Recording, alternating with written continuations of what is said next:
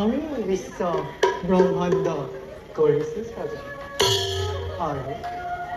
আৰু লক্ষ্মীয়ে জীৱ জগতৰ সকলো প্ৰাণীকে আহাৰৰ যোগান ধৰি জীৱ জগতক মৃত্যু মুখৰ পৰা কৰিছে।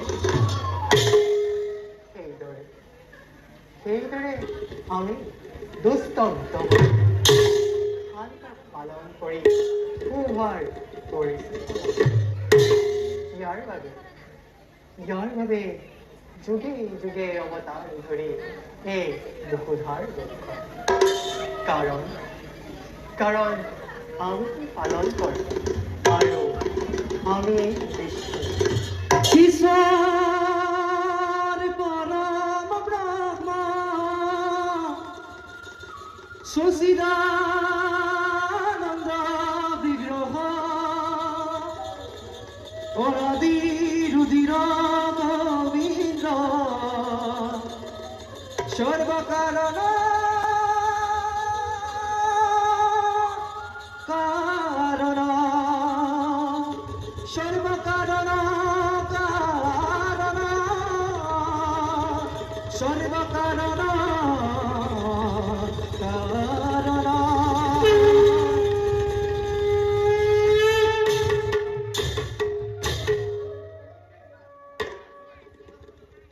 সৃষ্টিৰ কিমান তথ্য হয় মহাব্ৰত কৰি অৱলম্বন আমাৰ সুবাহুৰ পৰা মহাদেৱ আৰু আমাৰ নাভি পদ্মৰ পৰা সৃষ্টিকৰ্তা ব্ৰহ্মদেৱৰ বৰ্তমান সৃষ্টিৰ তৃতীয় হেতু আমাৰ ব্ৰহ্মা বিষ্ণু আৰু ৰুদ্ৰ যাহৱে সৃষ্টিকৰ্তা ব্ৰহ্মদেৱ আৰু দেৱাদিদেৱ ৰুদ্ৰৰ বাবে সৃষ্টিৰ কৰুণ আলোচনা।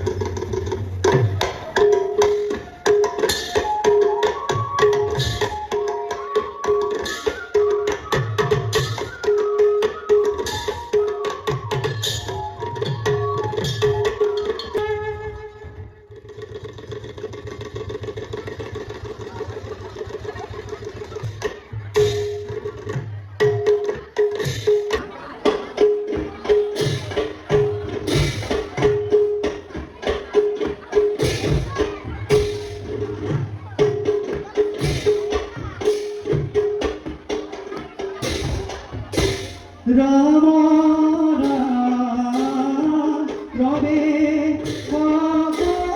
দিয়া আগে দেব শ্ৰী শ্ৰী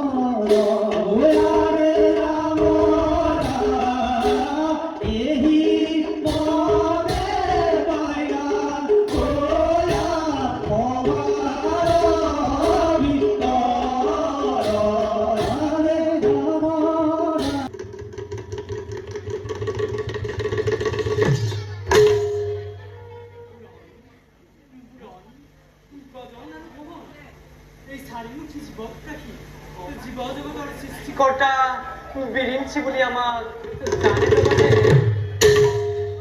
ঈশ্বৰৰ ইচ্ছাত যদিও বা সৃষ্টিৰ কৰ্ম কৰিলো সাধন অতৃপ্ত মনৰ বাসনা আমাৰ মৰিচিকা খেলি মৰুত ভগৱান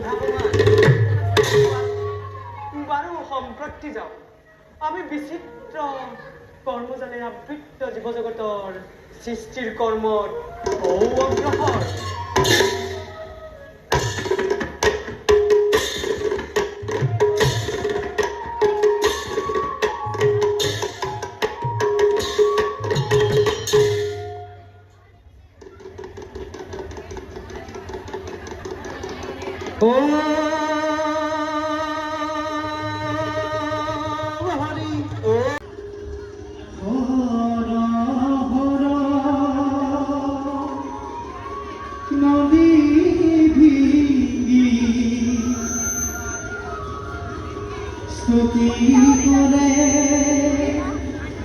গন্ধৰ্ব ইনৰে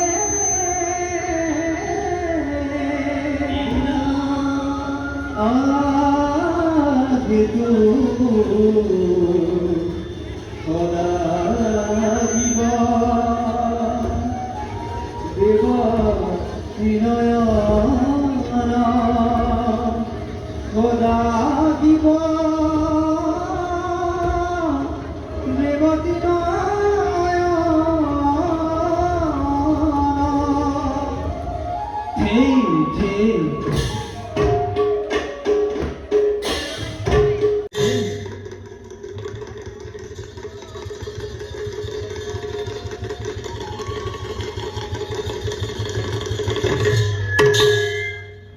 প্ৰজাপতি ব্ৰহ্মাই এই জীৱজগত কৰিছে সৃষ্টি এই জীৱজগত পালন কৰিছে বিষ্ণুৱে আৰু মই ৰুদ্ৰই অন্যায় ধৰ্ম হলেই তাক ধ্বংস কৰি সৃষ্টি ৰক্ষা কৰিছো এনেদৰে আমি তিনিওৱে অবিৰাম গতিত এই জগতখন ৰক্ষা কৰি আহিছো যাওঁ ব্ৰহ্মা আৰু বিষ্ণুৰ লগত সৃষ্টি ৰক্ষাৰ আলোচনাত বহিম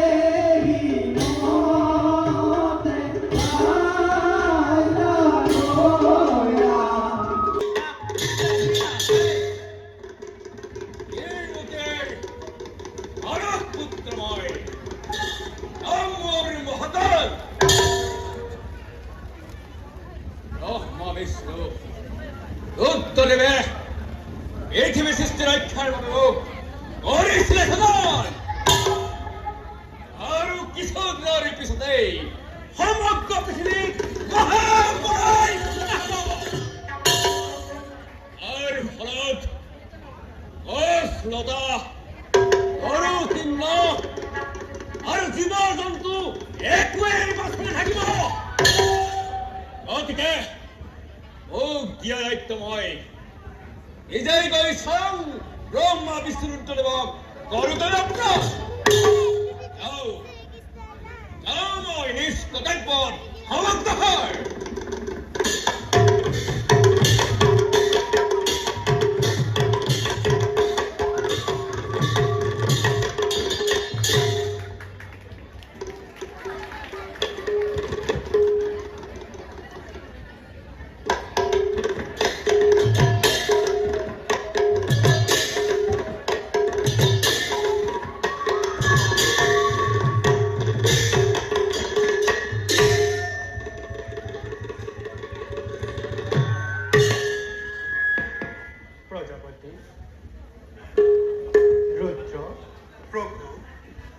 সৃষ্টিত অজানিতেই ওলট পালট হ'ব ধৰিছে প্ৰজাপতিয়ে সৃষ্টি কৰিবলৈ পাহৰিছে মই বিষ্ণুৱে পালন কৰিবলৈ পাহৰিছো আৰু ৰুদ্ৰই সংহাৰ কৰিবলৈ পাহৰিছে যেনি বৃষ্টি নিক্ষেপ কৰিছো তেনিয়ে আমাৰ সৃষ্টিৰাজ্য পাপৰ দ্বাৰা নিৰ্জিত হয় ধৰ্মক চুৰমাৰ কৰি অধৰ্মই ফালৰ পৰা জাপ কৰি আনিব ধৰিছে ইয়াৰ কাৰণ বিচাৰি পাইছিল প্ৰজাপতি আমি এই কৰ্ম কৰি দিছো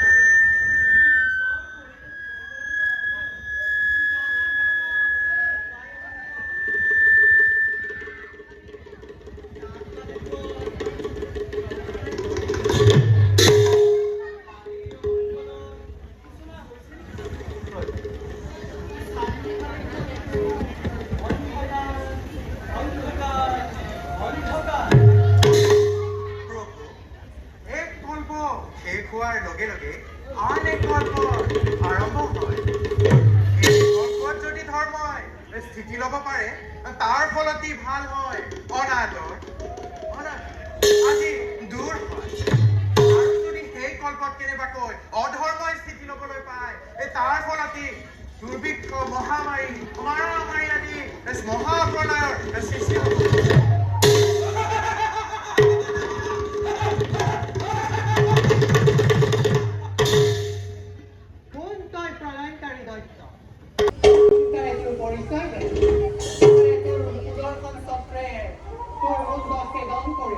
সোনকালে তোৰ পৰিচয় দে নহ'লে এই মহাকুলেৰে হুকুম ভেদ কৰি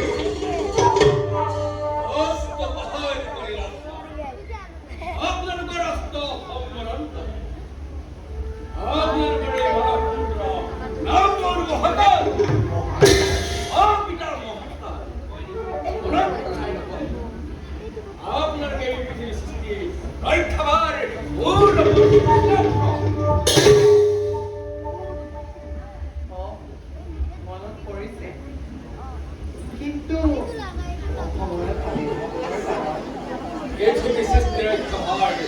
আমার উপরে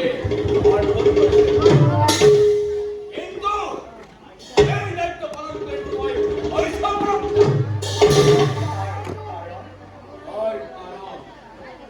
এখানে দণ্ডায় অধর্ম অনাচার ধর্মর নামাজ একু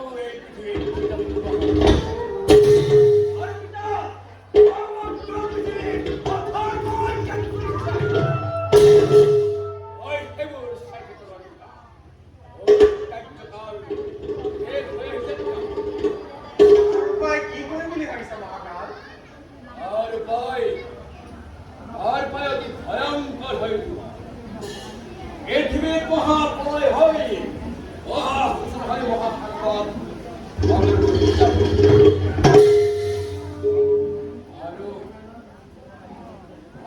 মহাসাগৰৰ পানীয়ে এই পৃথিৱী তল নিয়াব পিতা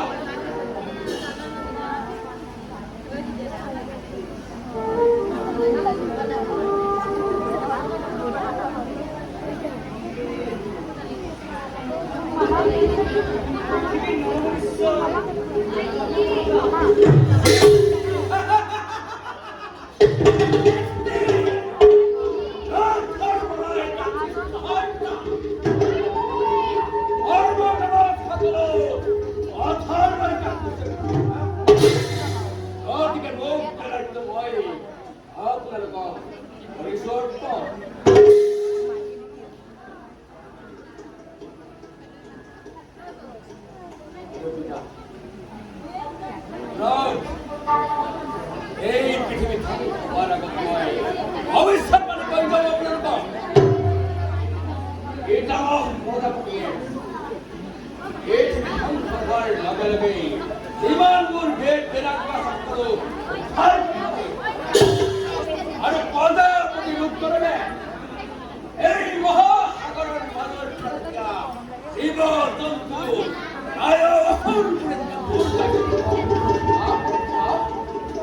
এই সাথে সংসাৰ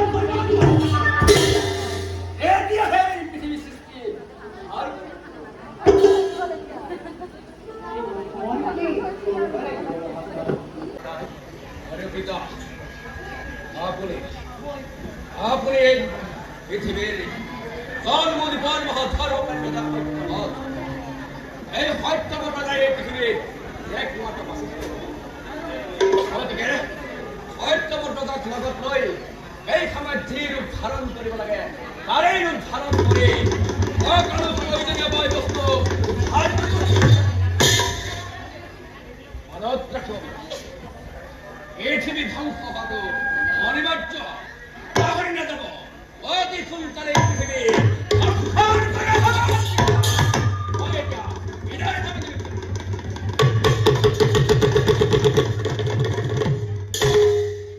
প্ৰজাপতি ৰুদ্ৰ প্ৰভু শুনিলে নহয় মহাকালে কি বাৰ্তা দি কৈ যোৱা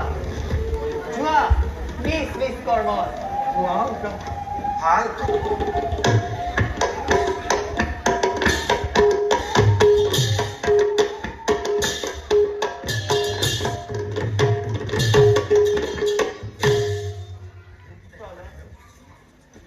মহাপ্ৰলয় চাৰিওফালে কেৱল পানী এই মহাপ্ৰলয়ৰ মাজত কি অৱতাৰৰ প্ৰয়োজন হ'ব মই ভাবিয়েই পোৱা নাই।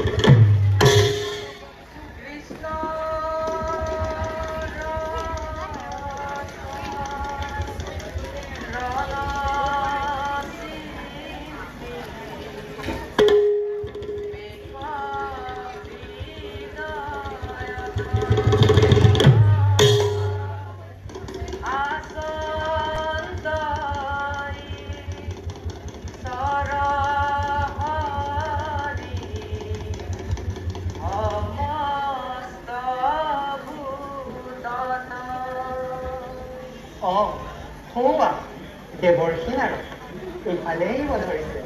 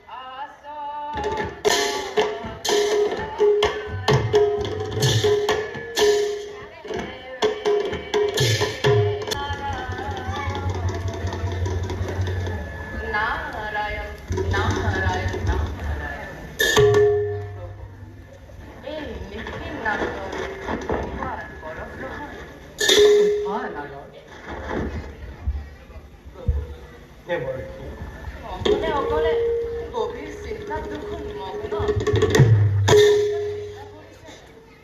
আমি জানো তাৰ কিবা সম্ভেদ পাম দেৱৰ্ষি মই বৰ ভয়ংকৰ বিপদৰ সন্মুখীন হয় ব্ৰহ্মা বিষ্ণু আৰু ৰুদ্ৰ একেবাৰে উপায়হীন হৈ পৰিছে। এক কল্প শেষ হোৱাৰ লগে লগে আন এটা কল্প আৰম্ভ হওঁতে পৃথিৱীৰ ভিন্ন ৰূপ ধাৰণ কৰিব পাৰে আৰু এইবাৰ আমি উমান পাইছো এক মহাপ্ৰলয়ৰ ৰাজ্যানী। মহাপ্ৰলয় এই মহাপ্ৰলয়ত পৃথিৱীৰ সাগৰৰ পানীয়ে ডুব নিয়াব। চাৰিওফালে কেৱল পানীয়েই পানী। মাত্ৰ দৈত্য অসুৰবোৰেহে একেবাৰে ভয়ংকৰ হয় থিয় হৈ।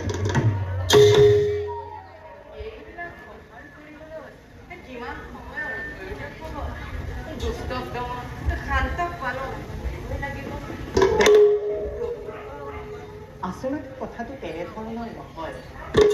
ধ্বংস হৈ যোৱা সৃষ্টি পুনৰ গঢ় দিয়াটো জানো সম্ভৱৰ হ'ব? এই মহাপ্ৰলয়ত পৃথিৱীত কোনো বাচি থাকিব নোৱাৰিব। হয় দেৱৰ্ষি, কোনো বাচি নাথাকিব মাত্ৰ মহা ধাৰ্মিকজনৰ বাহিৰে। নাৰায়ণ কিন্তু প্ৰভু এই পৃথিৱীত জানো মহাধাৰ্মিকজন আছে? আছে আৰু আছে। জম্বুদ্বীপৰ ৰজা সত্যব্ৰত মহাধৰ্মী আৰু এই মহাপ্ৰলয় তেৱে বাচি থাকিব জম্বুদ্বীপৰ ৰজা সত্যব্ৰত নাৰায়ণ নাৰায়ণ ৰজা সত্যব্ৰত মহাধাৰ্মিক তেওঁৰ দ্বাৰাই পুনৰ সৃষ্টি ৰক্ষা কৰিব পাৰিব মই তাৰে পৰিকল্পনা কৰিছোঁ দেৱৰ্ষী সময়ত ব্যৱহাৰ কৰিব লাগিব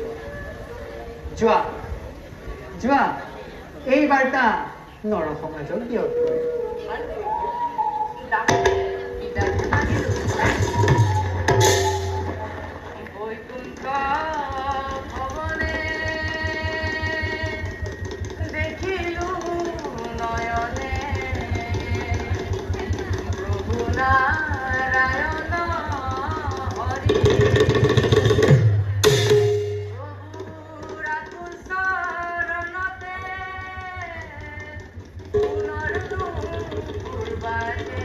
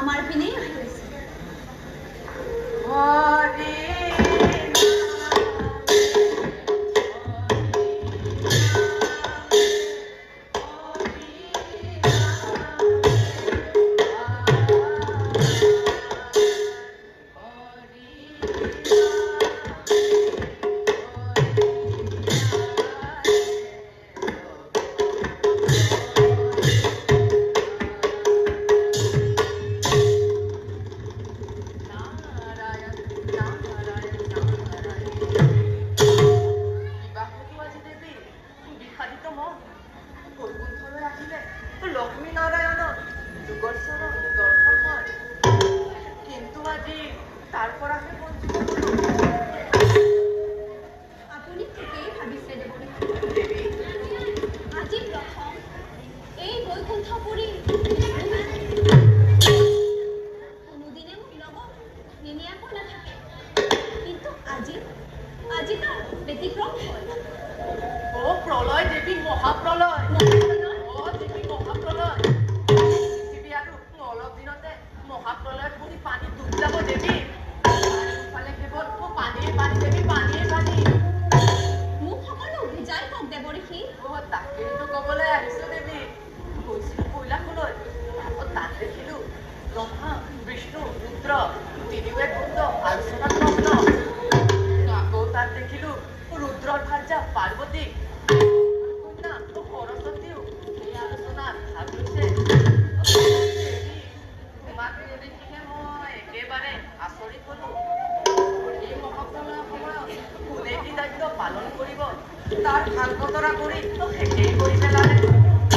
মনতে ভাবিলো বিষ্ণুৱে বা কিয় তোমাক লগত নিনিলে।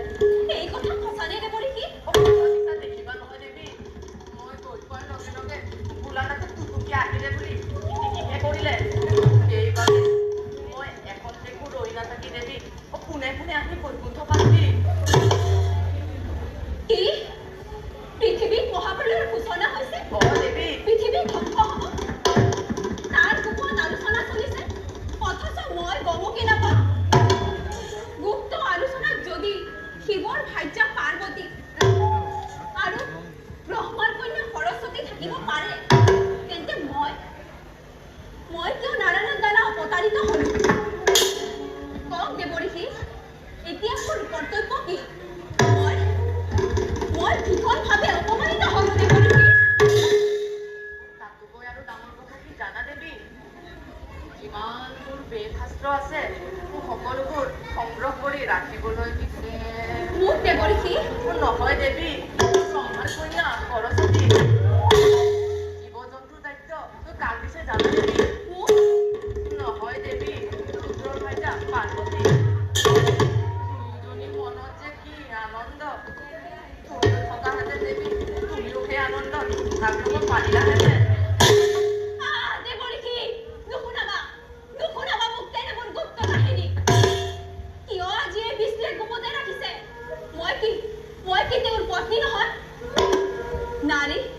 নাৰী লাস্যময়ী। সময়ত নাৰী ৰজসন্ধি উদ্যোগ কৰিব পাৰে। দেৱী, বিষ্ণুৱে বাৰু কিয় তোমাক প্ৰত্যাখ্যান কৰি গুপুতে নতুন পৃথিৱীক পাতনি মেলিব খুজিছে? দেৱঋষি, চাই থাকিব। সেই সৃষ্টিৰ পাতনিময় নিমিষতে যুদ্ধ কৰিব। বিষ্ণুৱে বুজিব লক্ষ্মীক অৱহেলা কৰা পৰিণাম কি বিপদ হ'ব পাৰে। দেৱঋষি, আপোনাক সাক্ষী কৰি আপোনাৰ সাক্ষাতে মই মহাপ্ৰলয়কাৰী দৈত্যৰ সৃষ্টি কৰিম।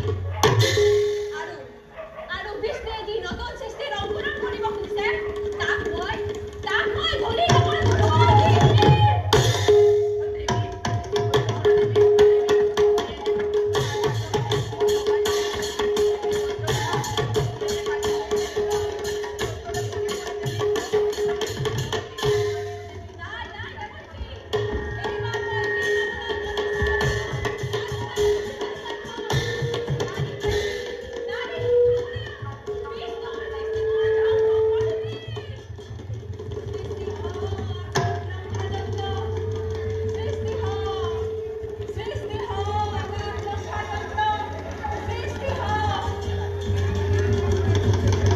দেখা দেখা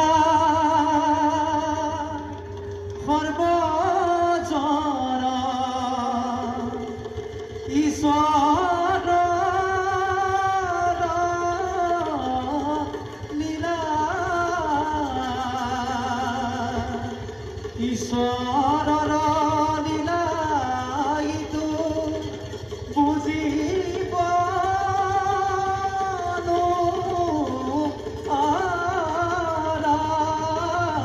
ঈশ্বৰৰ লীলাইটো বুজিব নোৱাৰা।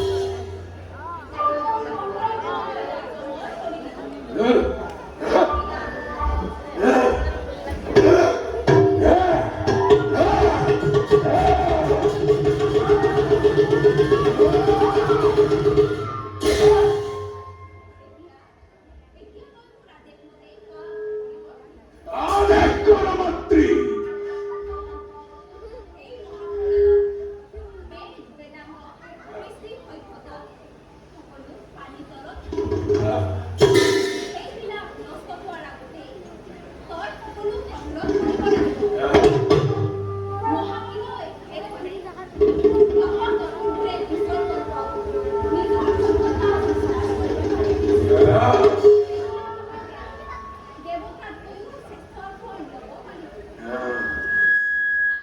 মাতৃ মোৰ নাম কি হব আর কি নামের জনজাত সম্ময় ধরার বাক্যা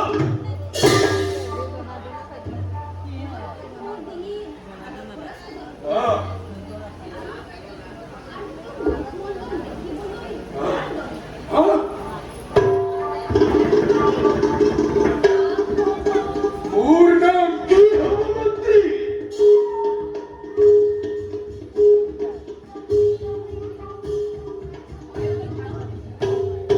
দৈত্য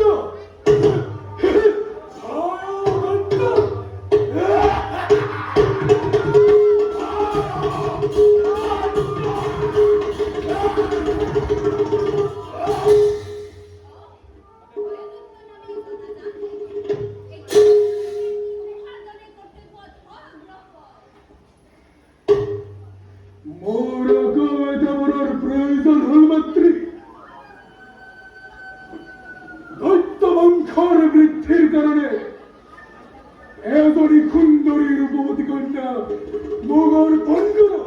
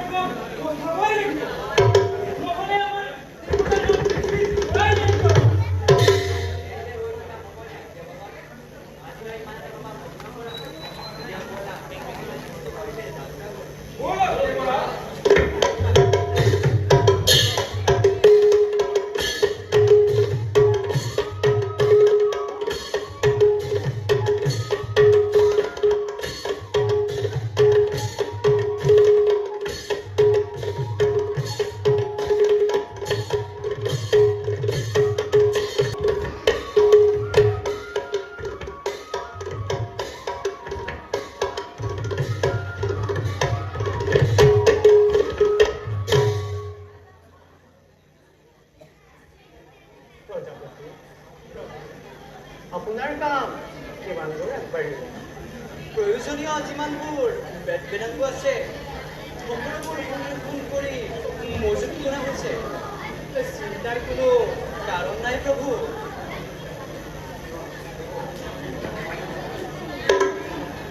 সকলো সাজু কৰাৰ পাছত সত্যব্ৰত ৰজাক এবাৰ পৰীক্ষা কৰি চোৱাটো ভাল হ'ব।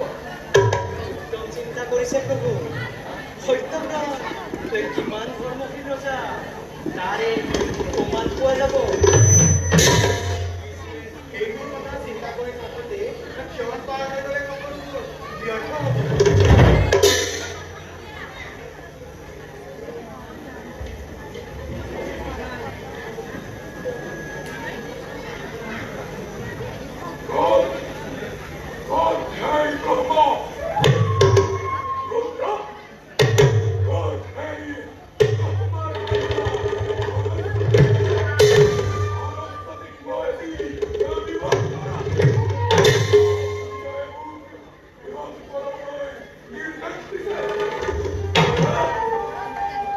কোন তই মহাদৈত্য?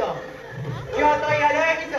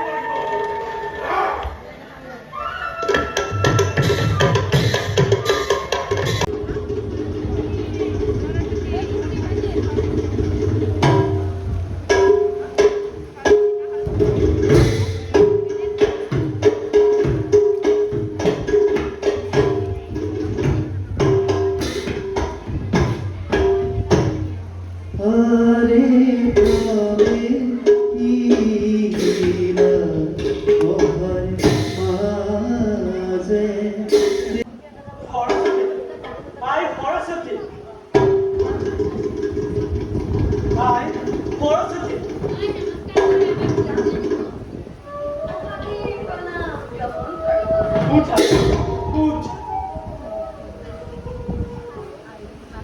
পৃথিৱীত মহাপ্ৰলয় হ'বলৈ বেছি দিন নাই পিতা মোৰ পুত্ৰ নাৰদক কুচক্ৰান্তিত পৰি লক্ষী এটা ভীষণ দৈত্যৰ সৃষ্টি কৰিছে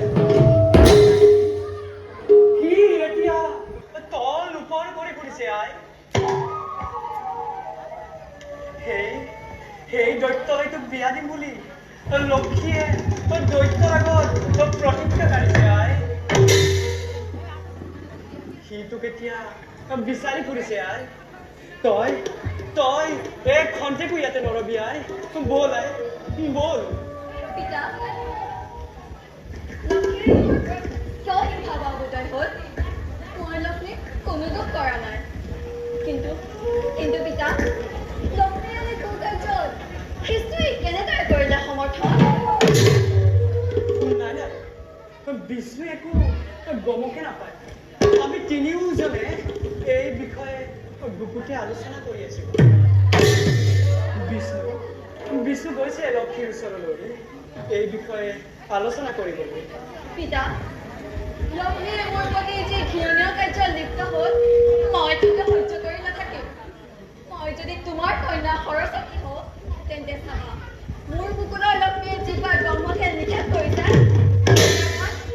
পুনৰ কথা তেতিয়া লক্ষ্মীয়ে বুজিব এই পৃথিৱীত লক্ষ্মী শ্ৰেষ্ঠ নে সৰস্বতী শ্ৰেষ্ঠ নাই এইবোৰ কৰিব এতিয়া সময় নাই দৈত্যই তোক বিয়া কৰাৰ লগতে মোৰ সমস্ত জ্ঞান ভাণ্ডাৰ হৰণ কৰিব আই এতিয়া ইয়াত এখন্তেকো নৰবি আই বল পিতা মোৰ বাবে অকণো চিন্তা নকৰিব দৈত্যই মোক হৰণ কৰিব নোৱাৰে তাৰ ব্যৱস্থা মই নিজে কৰিম পিতা এতিয়া বল আই বল বলক পিতা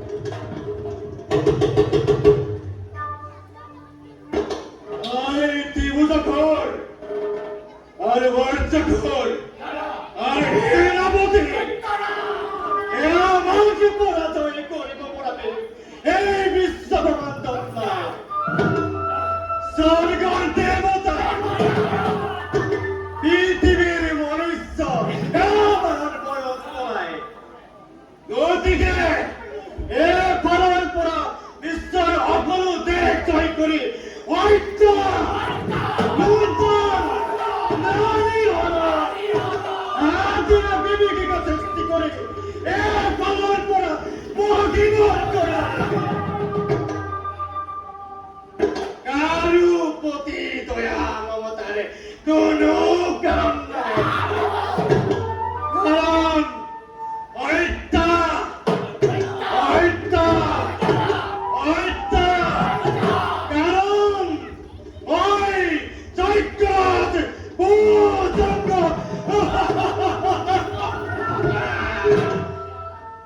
তাৰে কাৰণে চিন্তা কৰি দেশৰ লুটিও নাহে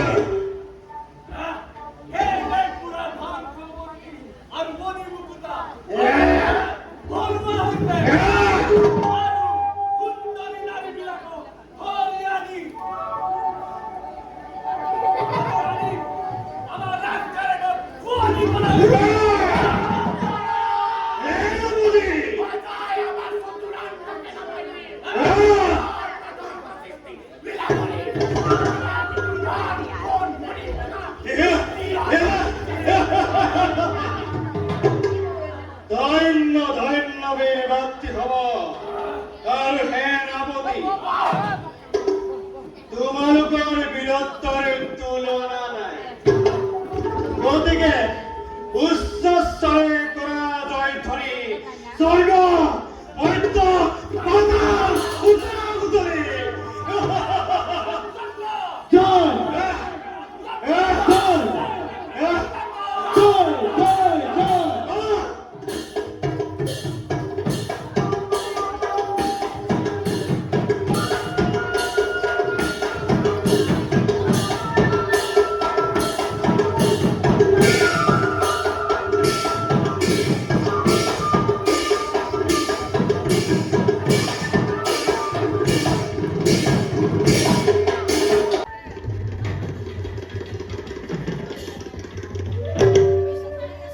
এইবাৰ সাৱধান হ'ব লক্ষ্মী তুমি বিষ্ণুৰ পত্নী বুলি গৰ্বতে ধৰ্মকাৰ্য পাহৰি গৈছা তুমি মোক তথ্যলৈ বিয়া দি জগতবাসীৰ ওচৰত ত্যাগ কৰিছা কিন্তু এই সৰস্বতী ইমান বুদ্ধি নাই নহয় যে তোমাৰ একেটাকে কাম কৰি যাব চাওঁ বাৰু তুমি মোক তথ্যলৈ কেনেকৈ বিয়া দিয়া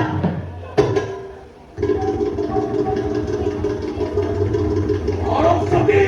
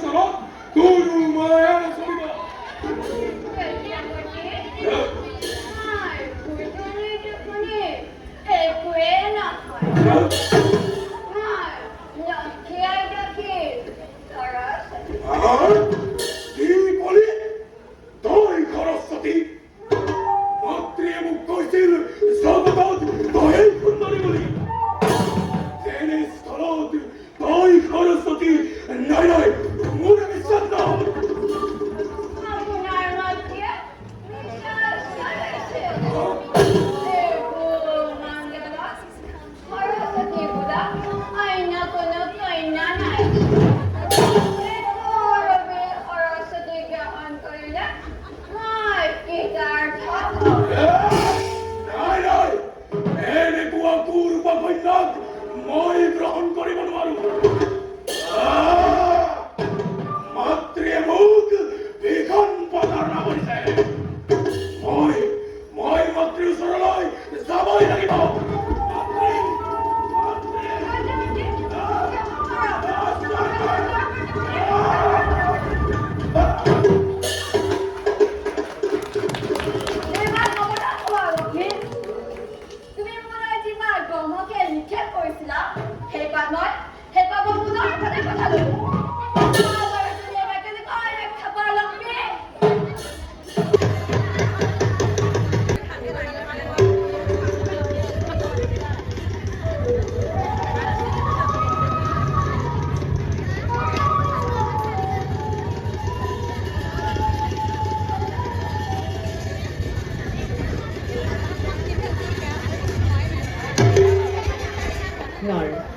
নাৰীৰ চৰিত্ৰ বুজা বৰ টান মোৰ লগত লক্ষ্মীয়ে যে প্ৰতিদ্বন্দ্বিতা কৰাৰ ফল নিজে নিজেই ভোগ কৰি। লক্ষ্মী, লক্ষ্মী,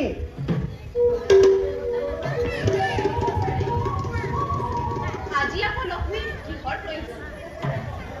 মইতো বিষ্ণুপ্ৰিয়া লক্ষ্মী নহয়।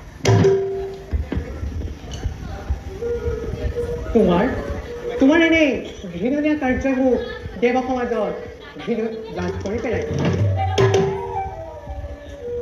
আপুনি কি ক'ব খুজিছে? মই একো বুজা নাই। মোক সকলো বুজাই কওক। শুনা, আৰু অলপ দিনৰ পাছতে পৃথিৱীত মহাপ্ৰলয় হয়। মহাসাগৰে পৃথিৱী ডুবাই পেলাব। পৃথিৱী বুলিবলৈ কোনো ঠিক নাথাকিব। কিন্তু তাৰ আগত তুমি ভীষণ দৈত্য সৃজন কৰি মহাপ্ৰলয় সূচনা কৰি মোৰ কাৰ্যত প্ৰতিদ্বন্দ্বিতা কৰিছা। আপোনালোকৰ গুপ্ত আলোচনাত যদি শিৱৰ ভাৰ্যা পাৰ্বতী আৰু ব্ৰহ্মাৰ কন্যা সৰস্বতী থাকিব পাৰে, তেন্তে মইতো অযোগ্য হলো। এই কথা তোমাক কোনে ক'লে? মোক কোনেও ক'ব নালাগে, মই নিজেই জানিছো। মই জানিব পাৰিছো তুমি নাৰদৰ কুসংক্ৰান্তত পৰি এনে ঘৃণনীয়া কামত লিপ্ত হ'ব লগা। তুমি জানিব লাগিছিল নাৰদ সঁচাক মিছাক সঁচা কৰাটো নাৰদৰ যুগে যুগেই চলি আহিছে। নাৰদ এজন তুতকীয়া হিচাপে জগতবাসীৰ ওচৰত জনাজাত। নাৰদ এজন জ্ঞানী মানিল, তেওঁ কেতিয়াও মিছাৰ আশ্ৰয় নলয়। আপুনি মোক প্ৰতাৰণা কৰিছে। গুপ্ত আলোচনাত যদি শিৱৰ ভাৰ্যা পাৰ্বতীৰ সমান আৰু ব্ৰহ্মাৰ কন্যা সৰস্বতী সমান জ্ঞানী মানি সুন্দৰী নাৰী অন্য কোনো নাই। বিষ্ণুপ্ৰিয়া লক্ষ্মীৰ সেই ক্ষমতা আছে নে নাই তাৰেই প্ৰমাণ দেখুৱাইছো। আৰু প্ৰতিদ্বন্দ্বী ৰূপে থিয় দিছো। যদি ক্ষমতা আছে প্ৰতিৰোধ কৰক। তুমি দাম্ভিক, তুমি গৰ্বিতা, তুমি আজি বিষ্ণুপ্ৰিয়া লক্ষ্মী নহয়, তুমি কোনোবা দানৱীহে। পৰিণামলৈ ভয় কৰি লক্ষ্মীয়ে কৰ্তব্যত আগবঢ়া নাই। বিষ্ণুৱে বুজক, লক্ষ্মীক অৱহেলা কৰা পৰিণাম কি শিখৰ হ'ব পাৰে। তুমি ভুল পথেৰে পৰিচালিত হ'লা লক্ষ্মী।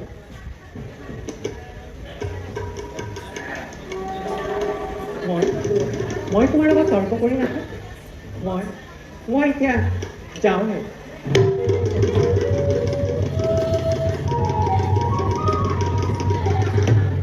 লক্ষ্মী ইমান অবলা নহয় যে কাৰোবাৰ সাক্ষী কথা শুনি যাব। মহাপ্ৰলয়ত পৃথিৱী ধ্বংস হ'ব আৰু এখন যাতে নতুন পৃথিৱীৰ সৃষ্টি নহয় তাৰে প্ৰতি লক্ষ্য ৰাখিয়েই মই এই ভীষণ দৈত্যৰ পতন কৰিছো।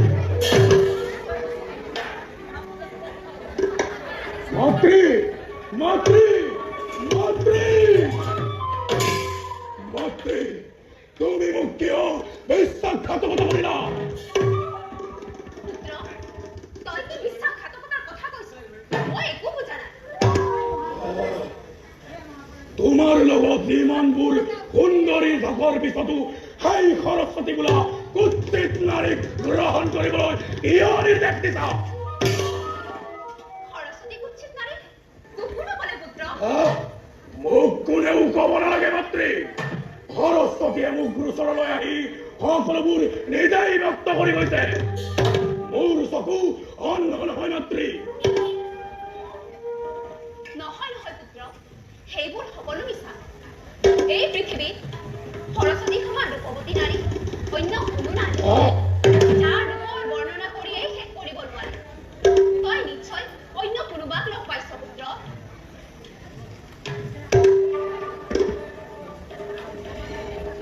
মাতৃ, সঁচা মিছা মই একো নাজানো। জানো মাত্ৰ মোৰ কৰ্তব্য নিজৰ। শুনা মাতৃ মোৰ ভীষণ প্ৰতিজ্ঞা। দৈত্যই কেতিয়াও দানৱক দাসীক বিয়া নকৰায়।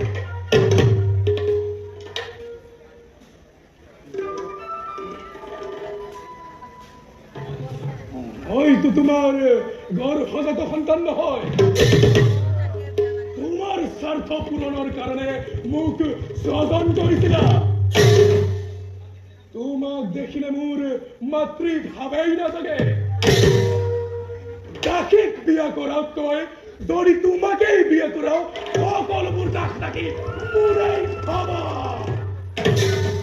সাৱধান দৈত্য কোন মুখে এনে বাক্য কৰিলি উচ্চাৰণ দূৰ হ মোৰ সন্মুখৰ পৰা মুখ চাব নাপায় পুত্ৰৰ সৈতে মাতৃ পত্নী হিচাপে পাবলৈ বিচাৰিছ তোক স্বজন কৰি মই মহা ভুল কৰিলো দেৱ সমাজলৈ কলংক আনিলো ভুল কৰিলা মাতৃ ভুল কৰিলা এতিয়া ভুলৰ প্ৰায়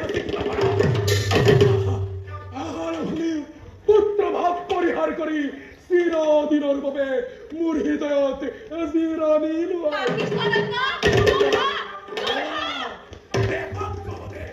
নিজৰ স্বাৰ্থ পূৰণৰ হেতু তাৰ পৰিণতি ইমান ভয়াৱহ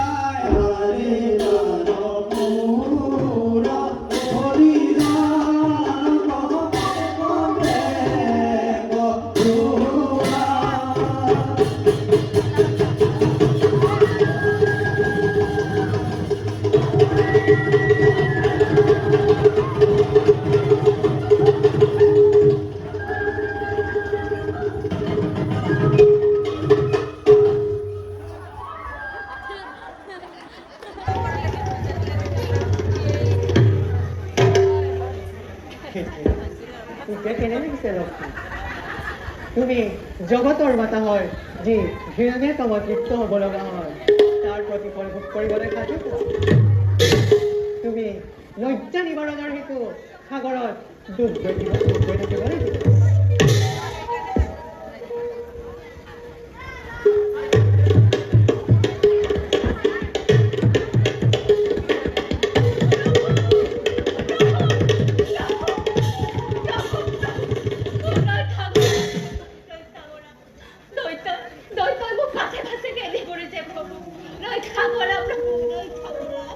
মোক স্পৰ্শ নকৰিবা লক্ষ্মী তোমাৰ প্ৰায়শ্চিত্ত হ'ব লাগিব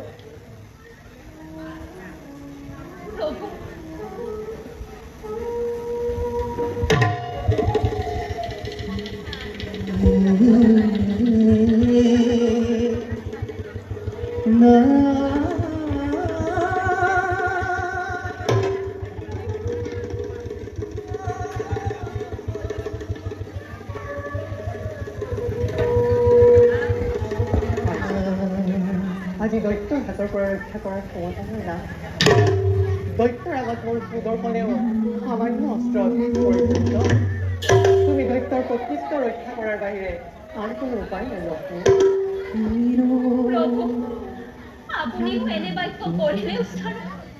মই উচ্চাৰণ কৰা নাই লক্ষ্মী দৈত্যই জগতবাসীক চিঞৰি চিঞৰি কৈ গৈছে লক্ষ্মীয়ে হেনো তেওঁৰ একমাত্ৰ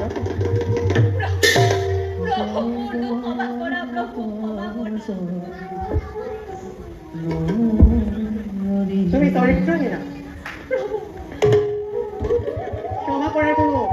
Bueno.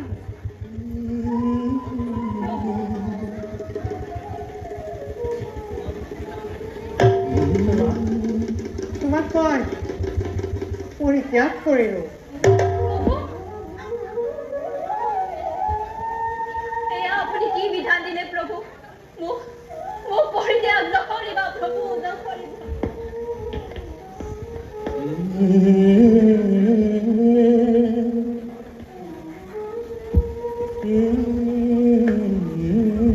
স্বৰ্গ মৰ্ত্য পাতাল এই তিনিও ৰূপত তুমি দৈত্যৰ হাতৰ পৰা সাৰি যাব নোৱাৰিবা, যিহেতু তুমি তাক অমৰত্ব বৰ্তি স্বজন কৰিছিলা।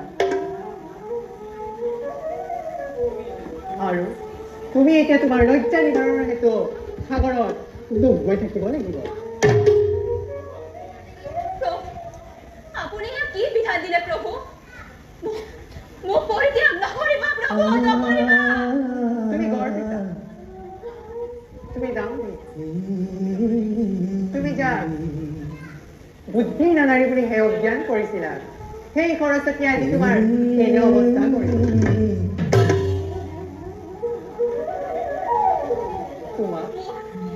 তোমাক অকালতে হেৰুৱাব লগাত মই বৰ নৰ্মান্টিক বেজাৰ পাইছোঁ।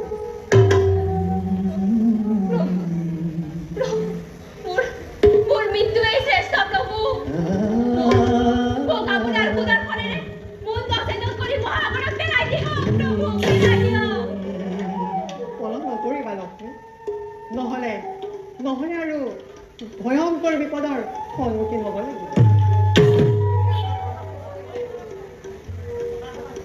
যথা ধৰ্ম তথা যম।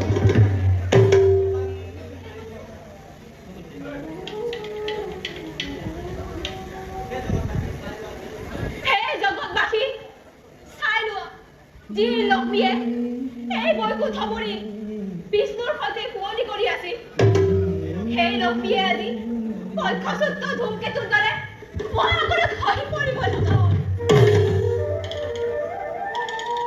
দেৱৰ্ষি, তুমি তোমাৰ যি কপটীয়া স্বভাৱেৰে বিচাৰ আশ্ৰয় লৈ মোৰ ফালে বৈকুণ্ঠৰ পৰা চিৰদিনৰভাৱে ৰক্ষা কৰি দিলা, আজি তোমাক মই অভিশাপ দিছোঁ। তুমিও এদিন এই বৈকুণ্ঠপুৰৰ পৰা খহি পৰিবা।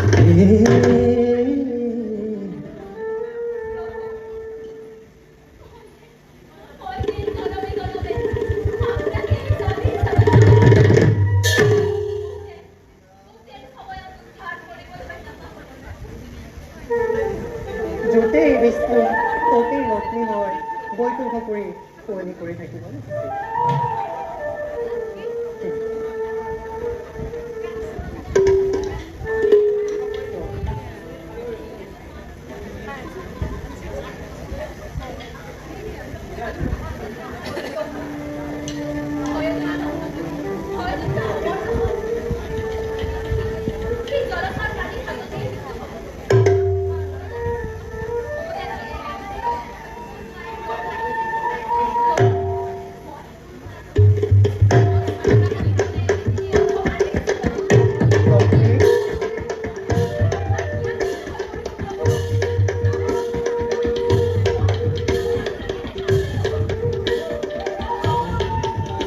লক্ষ্মী, তুমি আৰু পলম নকৰিবা, তোমাৰ সমস্ত বাবে আগুৰি ধৰিছে। তুমি সাগৰৰ ফালে মূৰ কৰি দৌৰ মাৰা, পিছলৈ ঘূৰি নাচাবা।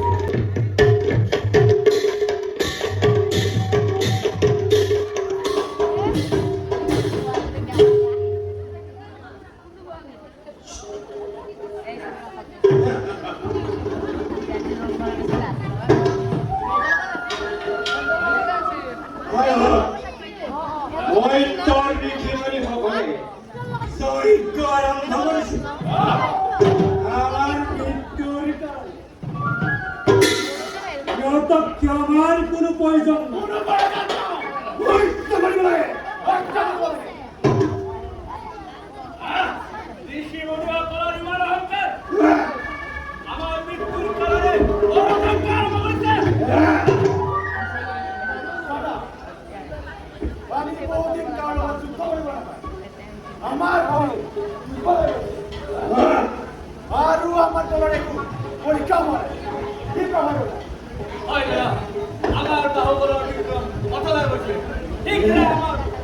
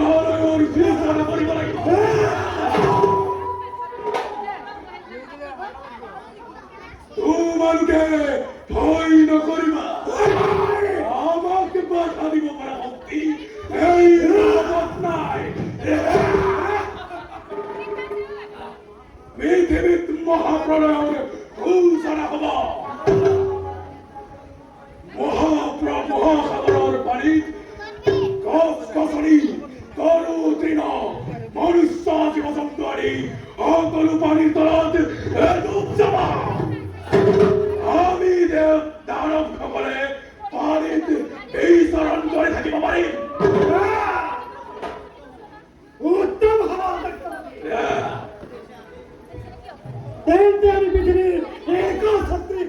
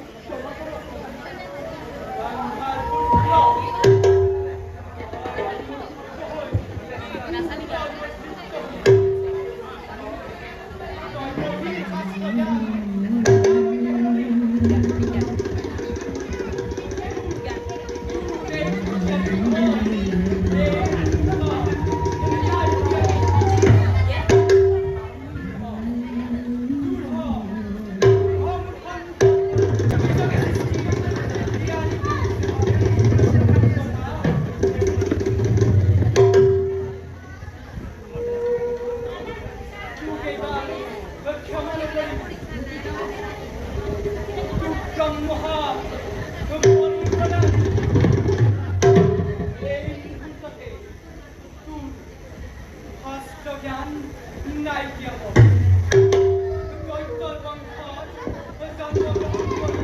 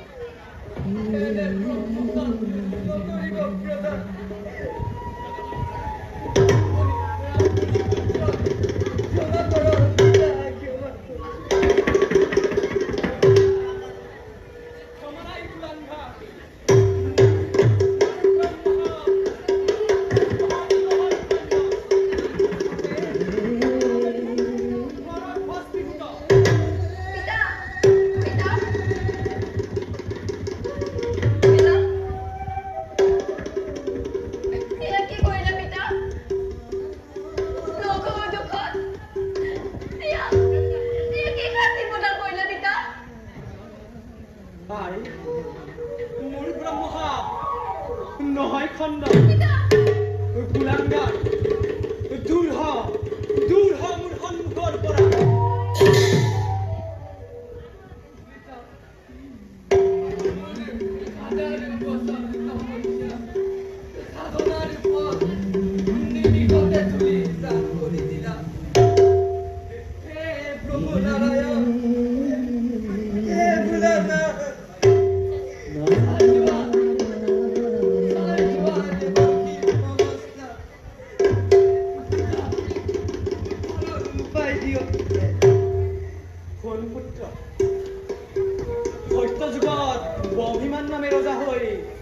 শতাধিক ৰমণীক বিয়া কৰাই মোৰ সৃষ্টি সুন্দৰ কৰি তুলিবি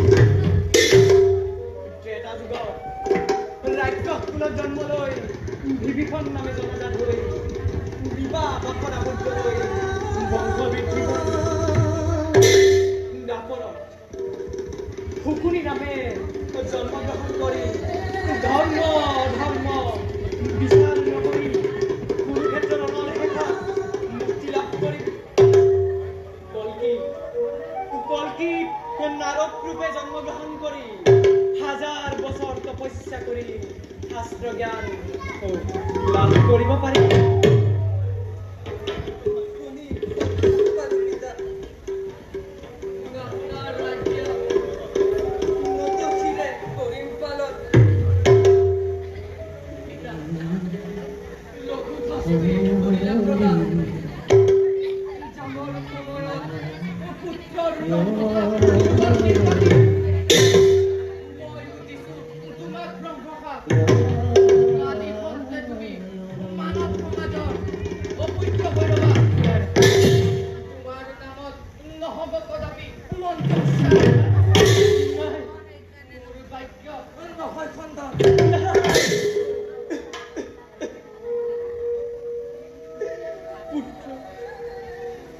কিয় এই কাম কৰিলি কিয় ব্ৰহ্মক মোক কৰিলি প্ৰদান পিতা দাদা হায় দাদা কিয় পিতৃ এনে ব্ৰহ্মকা কৰিলা বৰা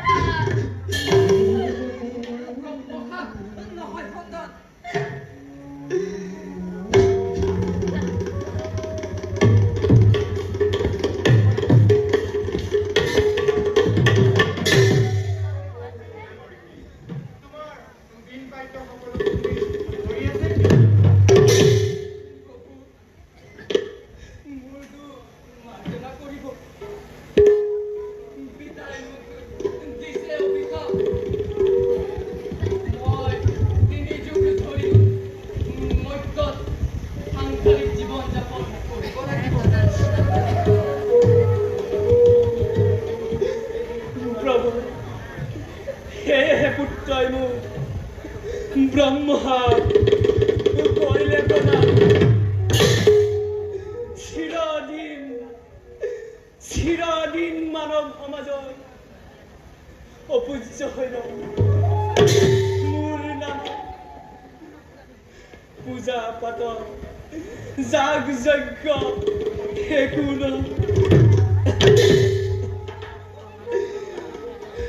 পিতা পুত্ৰ কিয় এনে ব্ৰহ্মশপত লিপ্ত হ'ল? এইবিলাক ভাগ্যৰ লিখা।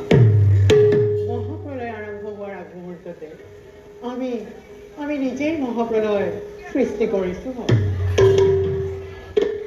নাৰদৰ ব্ৰহ্মশাপ মই খণ্ডন কৰিব পাৰিম, কিন্তু প্ৰজাপতি প্ৰভু আপোনাৰ সেই ব্ৰহ্মশাপ চিৰদিন থাকিব ধৰে। তাৰ কোনো উপায় নাই।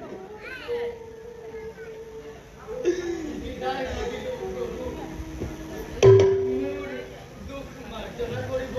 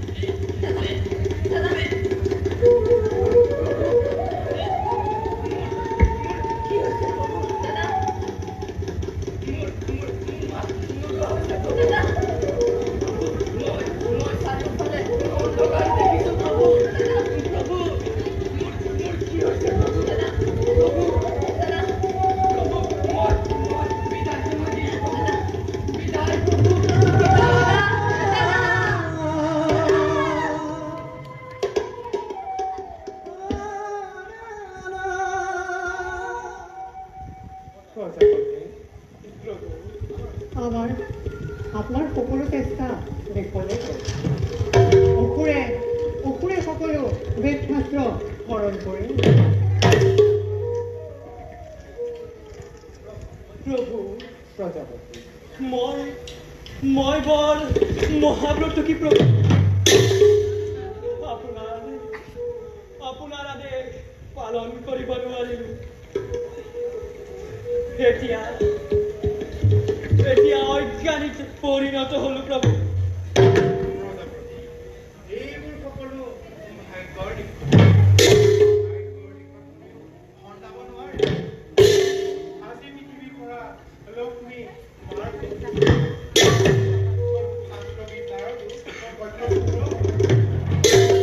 গতিকে এনেদৰে বিপদে আৱৰি ধৰিবই। প্ৰভু উদ্ধাৰৰ উপায় পাইছোঁ যিহেতু বেদশাস্ত্ৰ উদ্ধাৰ কৰিবই।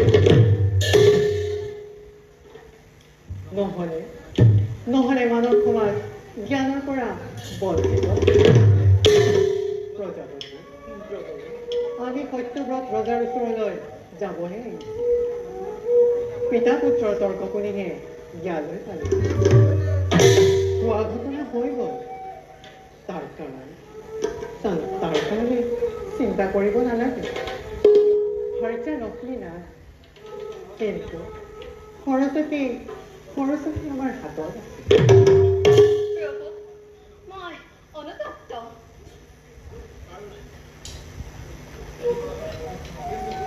প্ৰজাপতি দুখ কাৰো গাত নাই। এইবোৰ বিধিৰ বিষয়।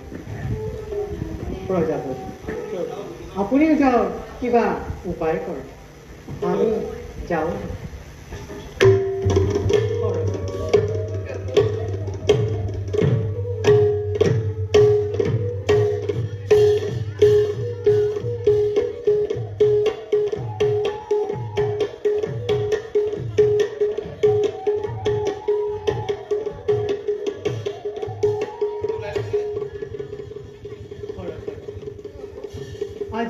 তোমাক জগতবাসীয়ে জানিব বিনা পানী আমি আহিলোহে প্ৰজাপতি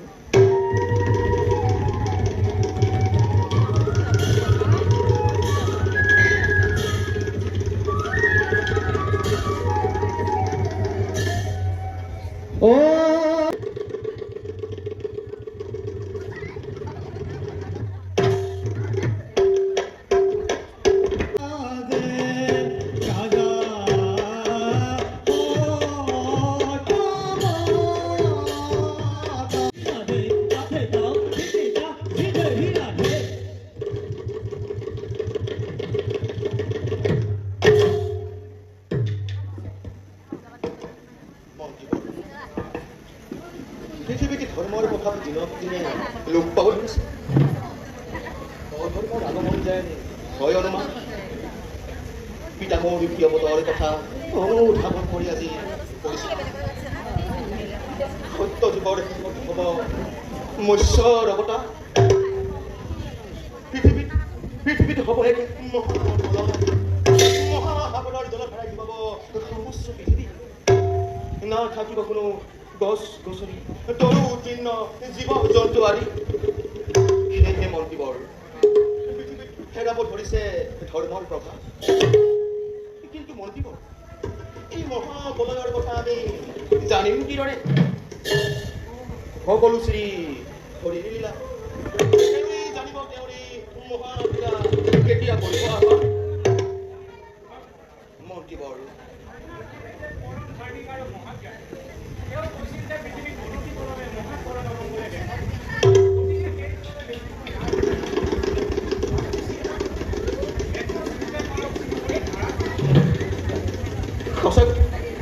সঁচা কথা মন্ত্ৰীবৰ ভগৱানৰ বাহিৰে আমাক আন কোনেও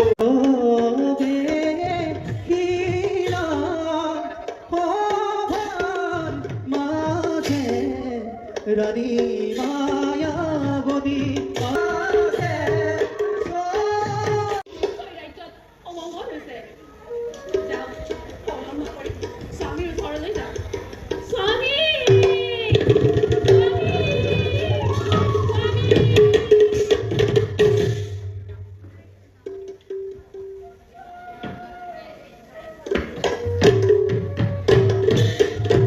উপায় দিয়ক মন্ত্ৰীবৰ মোক কিবা এটা উপায় দিয়ক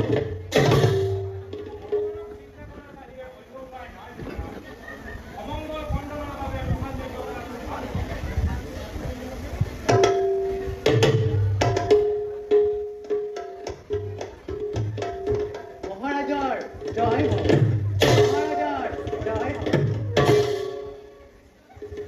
কোন আপোনাৰ দেখাটো সুন্দৰ ব্ৰাহ্মণ যেন হয় অনুমান দয়া কৰি আসন গ্ৰহণ কৰক আসন গ্ৰহণ কৰিবলৈ আমাৰ সময় বৰ ডাঙৰ মহাৰাজ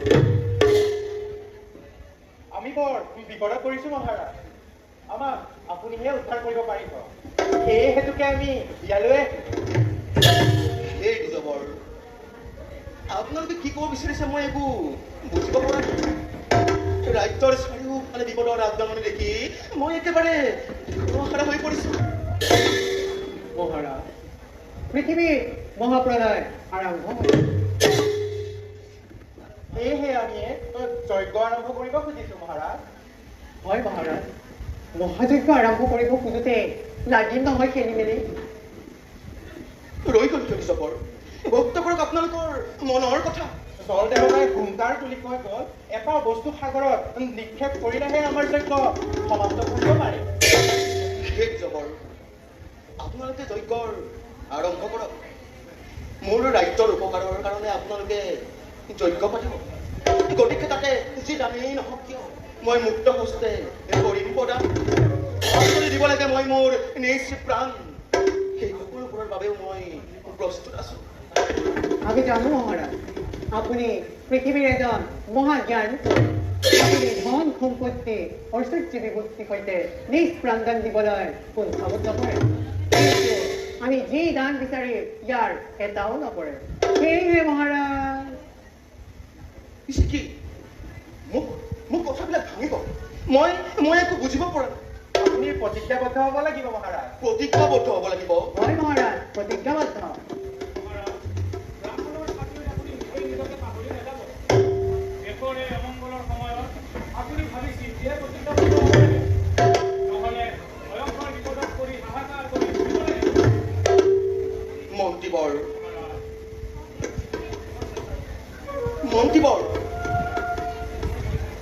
দেশৰ চাৰিওফালে মহাপ্ৰলয় আগুৰি ধৰিছে। বিপদ খণ্ডনৰ বাবে ঋষিমুনিগণে যজ্ঞ কৰিবলৈ ওলাইছে। সত্যপদ দানী ৰজা বুলি ত্ৰিভুজ জগতে জানে। এনে স্থলত মই ব্ৰাহ্মণগণক কেনেকৈ বিমুখ কৰোঁ?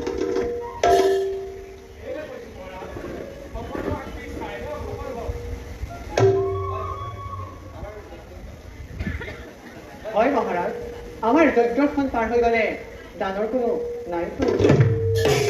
আপুনি দান দিব পাৰে নে নোৱাৰে আমাক যথাযথভাৱে প্ৰতিশ্ৰুতি দিয়ক।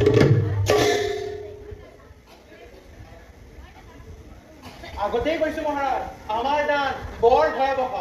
আমাৰ দানৰ কথা শুনি স্বৰ্গৰ দেৱতা, মৈত্যৰ মানৱ আৰু পাতালৰ বাসুদেৱীও পলাই পতন দিব। এই কথা কৰিব। হয়, এৰা দানৰ কথা শুনি মহাৰাজে চিন্তাত অস্থিৰ হৈ পৰিল। সেয়েহে হয়তো মহাৰাজে প্ৰতিজ্ঞাবদ্ধ হ'ব পৰা নাই।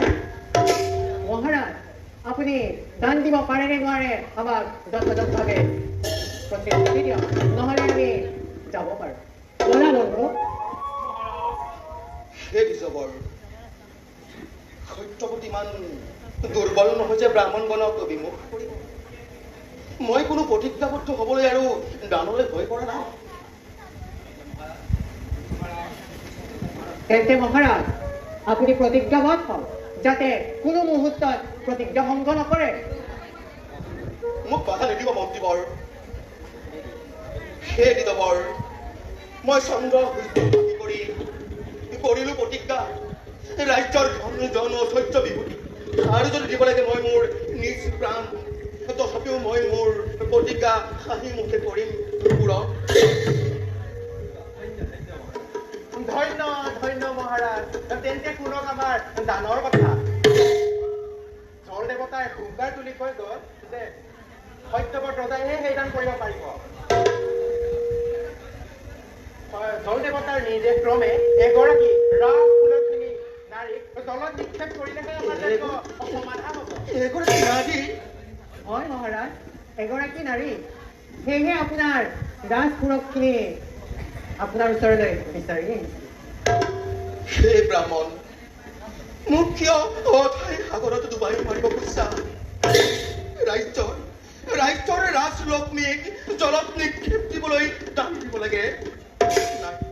নাই নাই নাই বিজবৰ, এনে দান ভিক্ষা নকৰিব। যদিও মই প্ৰতিজ্ঞাবদ্ধ, তাৰ পৰিৱৰ্তে অন্য দান কৰক গ্ৰহণ। ৰাজ্যৰ ধন জন ঐশ্বৰ্য বিভূতি আৰু যদি দিব লাগে মই মোৰ নিজ প্ৰাণ, মই মুক্ত হস্তে কৰিম প্ৰদান। তথাপিও ৰাজ্যৰ ৰাজলক্ষ্মীক, ৰাজ্যৰ ৰাজৰাণীক মোৰ বুকুৰ পৰা কাঢ়ি লৈ নাযাব। মোক মোক ক্ষমা কৰক, মোক ক্ষমা কৰক কিশোৰ। মহাৰাজ, আপুনি প্ৰতিজ্ঞাবদ্ধ আপুনি। যদি পাৰে আপোনাৰ প্ৰতিজ্ঞা ৰক্ষা কৰক, নহ'লে আমাক যাবলৈ আদেশ কৰক। মই আগতেই কৈছিলোঁ নহয়, আপুনি ভাবি চিন্তিহে প্ৰতিজ্ঞাবদ্ধ হওক। এইবিলাক ব্ৰাহ্মণ নহয়।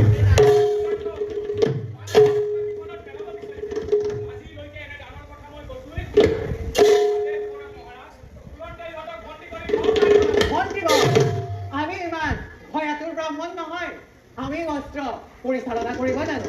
তোমাৰ নিচিনা এজন বৃদ্ধ মন্ত্ৰীয়ে আমাক বন্দী কৰি ৰাখিব নোৱাৰা। মহাৰাজ, ব্ৰাহ্মণ মন্ত্ৰীবৰ, মহাৰাজ, আমি আৰু এক মুহূৰ্তও পলম কৰিব নোৱাৰো।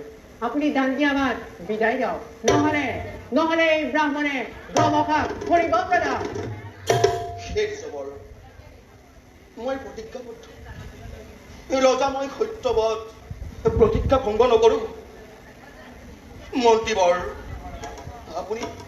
আপুনি ৰাজ্যৰ ৰাজলক্ষ্মীক ৰাজসভালৈ লৈ আনক।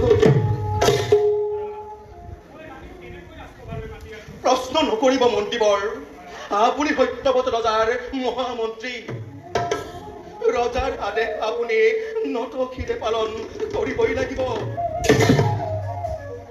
দুখ নকৰিব মন্ত্ৰীবৰ। সত্যৱতৰ ভাগ্য চক্ৰ আজি নিয়তিৰ কৰাল গ্ৰাসত পৰি সকালতে দুখ গৈছে। চাওক মন্ত্ৰীবৰ, পলম নকৰিব। ৰাজ্যৰ ৰাজলক্ষ্মী ৰাজসভালৈ লৈ আনকগৈ।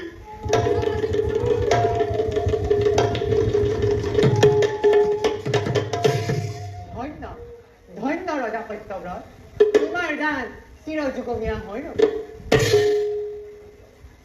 পৃথিৱী, চন্দ্ৰ, সূৰ্য আৰু তৰা যেতিয়ালৈকে জিলিকি থাকিব তেতিয়ালৈকে তোমাৰ দানৰ মহিমা এই সমস্ত জগতত অবিৰতভাৱে প্ৰচাৰিত হ'ব।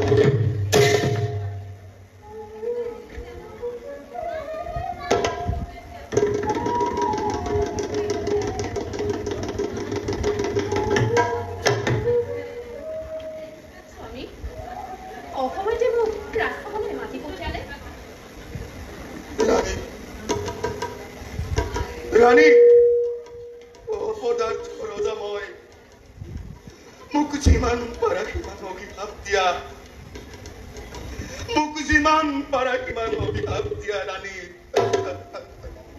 স্বামী, মই একোকে বুজিব পৰা নাই।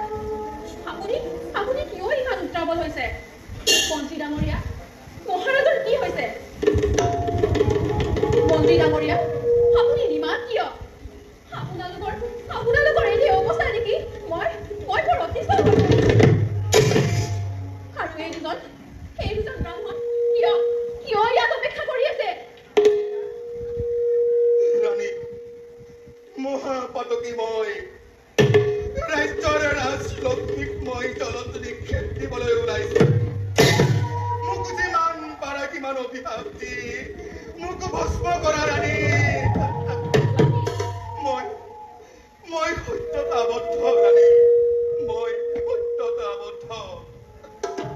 স্বামী, আপোনাৰ কি হৈছে? ৰাণী, মহাৰাজে কথাটো ক'বলৈ টান পাইছে। গতিকে সকলো পাতি পাতি ময়েই কম। অতি কম সময়ৰ ভিতৰতে পৃথিৱীতে মহাপ্ৰণয়ৰ আৰম্ভ হ'ব।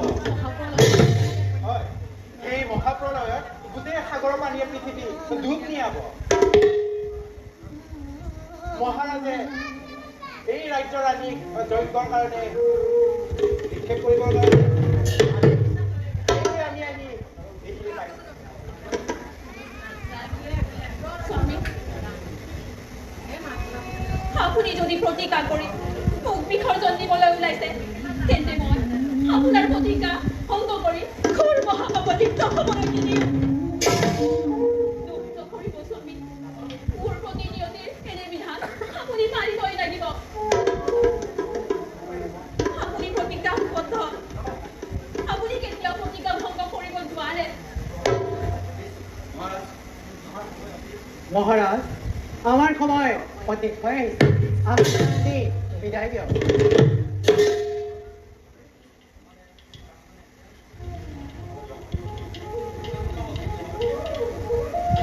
নহ'লে ব্ৰাহ্মণে এতিয়া ব্ৰহ্ম হাত কৰিব পাতান।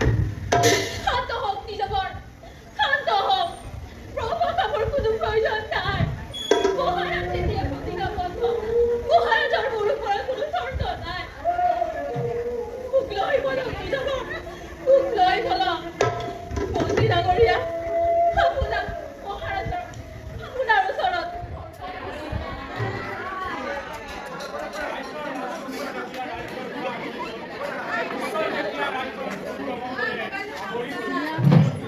এয়া অসফল নহয়। মন্ত্ৰী ডাঙৰীয়া, নিশ্চয় ৰাজ্যত শান্তি ঘূৰি আহিব। ৰাণী, ৰাণী, তুমি মোৰ প্ৰতি তুমি কেনেকৈ ইমান হ'ব পাৰিলা? এই মহাদীৰ সেৱা গ্ৰহণ কৰক। স্বামীৰ সেৱা। বিদায় স্বামী, বিদায় মন্ত্ৰী ডাঙৰীয়া, বিদায় বিদায়।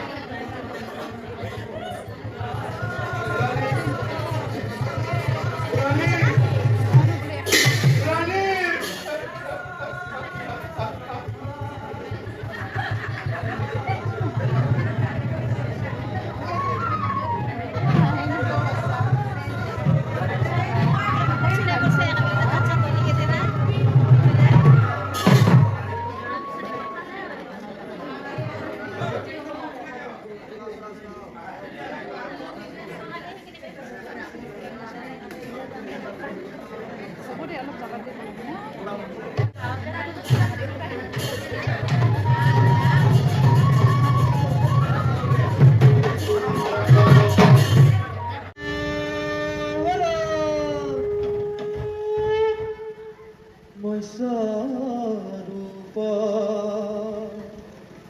ধৰি হৰি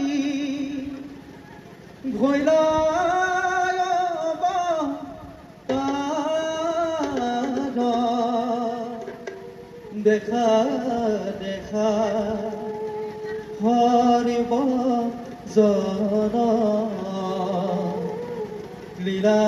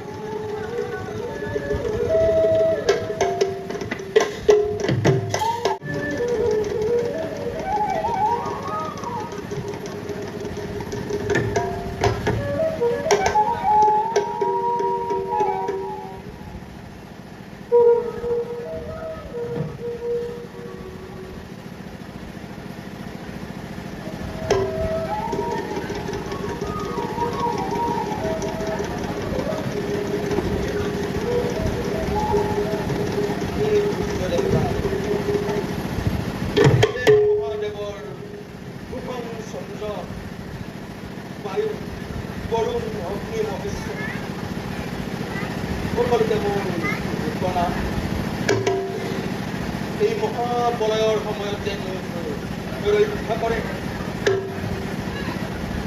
সেই জগতগুৰু বৰ্মা ঈশ্বৰ মোৰ কোটি প্ৰণাম গ্ৰহণ কৰক মোক কোনো জন চৈত্য ভূতিৰ নাই প্ৰয়োজন লাগে লাগে আপোনালোকৰ আশীৰ্বাদ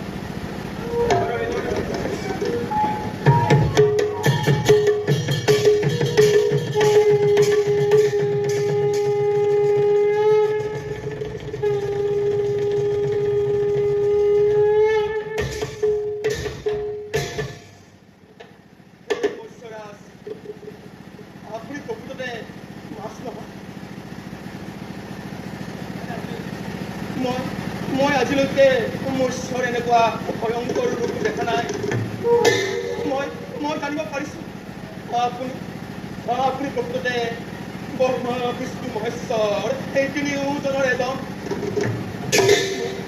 মোক আপোনাৰ এই মহাপ্ৰলয়ৰ আজ্ঞালে আৰু কিমান পৰীক্ষা ল'ব এই মৎস্যৰাজ মোক আপোনাৰ পৰিচয় দি মোৰ জীৱন সাৰ্থক কৰক আৰু যদি আপুনি কোনোবা মায়াবী দৈত্য তেনেহ'লে মোকো পৰিশ্ৰম কৰক হে মহাজ্ঞানী ৰজা সত্যব্ৰত তোমাক মই আকৌ পৰীক্ষা কৰিম মই তোমাৰ সন্মুখত আজি বিষ্ণু চাৰিবেদ উদ্ধাৰ কৰিবলৈ মৎস্যৰূপ ধাৰণ কৰিবলগীয়া হ'ল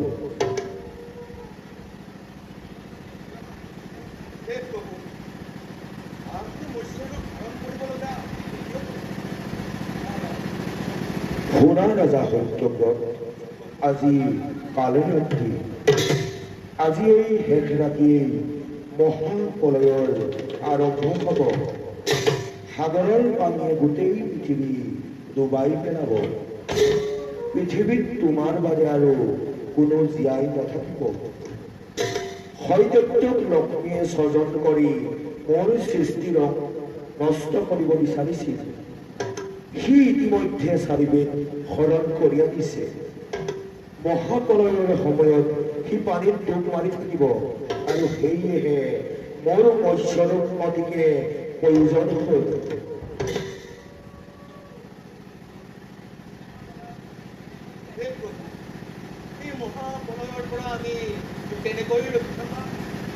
শুনা তেন্তে ৰজা সত্যব্ৰত মই মৎস্যৰূপ ধাৰণ কৰি চাৰিবেদ উদ্ধাৰ কৰিম তাৰপিছত তোমালোকৰ কাৰণে এখন ডাঙৰ নাও পঠিয়াই দিম। তাত তোমালোকে সকলো তৰুতীৰ্ণ পশু পক্ষী যি পোৱা পিছৰ কল্পত স্বজন কৰিবৰ কাৰণে নাৱত তুলি ল'বা। এই মহাপ্ৰলয় মাত্ৰ 7 দিন 7 ৰাতি থাকিব। মই হয়দৈত্যক বধ কৰিবলৈ যি অৱতাৰৰ প্ৰয়োজন হয়, সেই অৱতাৰৰ প্ৰয়োজন হৈ যথা সময়ত তাৰ ৰূপ ধাৰণ কৰিম। মোৰ মূৰৰ ওপৰত এটা শিং দেখিবা। তেতিয়াই তোমালোকৰ যিবিলাক সামগ্ৰী আছে সেই সামগ্ৰীবিলাক লৈ বাসুকীৰ সৈতে মোৰ মূৰত মেৰাই ধৰিবা। 7 দিনৰ পিছত পৃথিৱী পুনৰ শান্ত হ'ব। তেতিয়াই প্ৰত্যেকেই নিজ নিজ কৰ্মত অগ্ৰসৰ হ'ব লাগিব। সকলো সাৱধানে থাকিবা। মই এতিয়া আহিলো। মাত্ৰ তুমি মনত ৰাখিবা, মই তোমাক যি কাৰ্য কৰিবলৈ তোমাক অনুমতি প্ৰদান কৰিলো, যথাযথভাৱে সেই কাৰ্য তুমি কৰিবা পালন।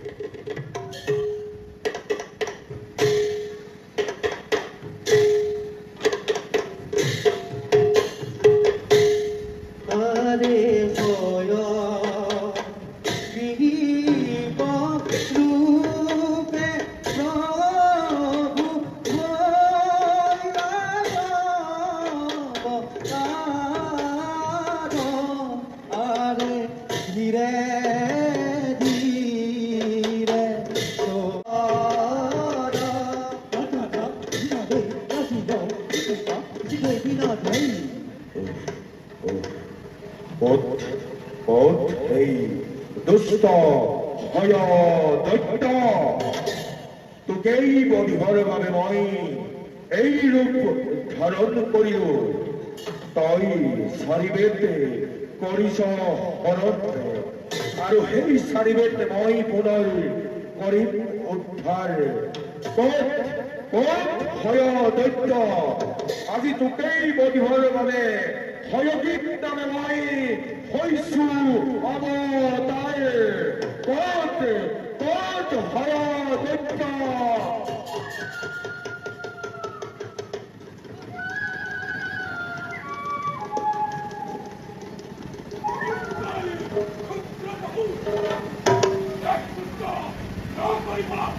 ভয় দৈত্য, এতিয়াও নিচিনিলি তই। তোক বিনাশৰ বাবে আজি মই তোৰ সন্মুখত হয়গ্ৰীৱ ৰূপী দেৱ নাৰায়ণ দেৱমূৰ্খ তোক বধ কৰি মই চাৰিবেদ কৰিম উদ্ধাৰ। দে যুদ্ধ নকৰি পলম ভয় দৈত্য, দে যুদ্ধ তই নকৰি পলম।